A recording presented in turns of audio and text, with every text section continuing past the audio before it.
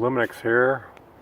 We're in Monmouth, and I'm going to, I already caught 6 squirrels already. They're coming in and out of this soffit where there's a gap here. You see the gap going all the way in. Going all the way in there into the attic.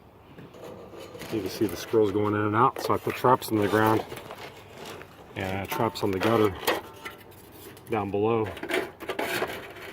So I got a piece of metal here.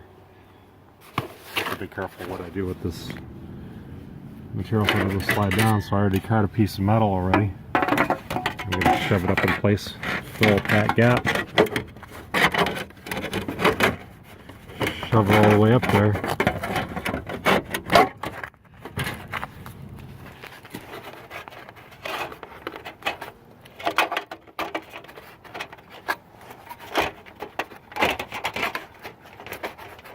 That's caught up.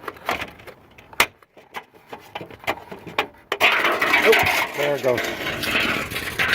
There it goes, all the way down. Now I gotta go get it. But I'm gonna fill in this gap here and then use this wire and then wrap the opening, and that should be it.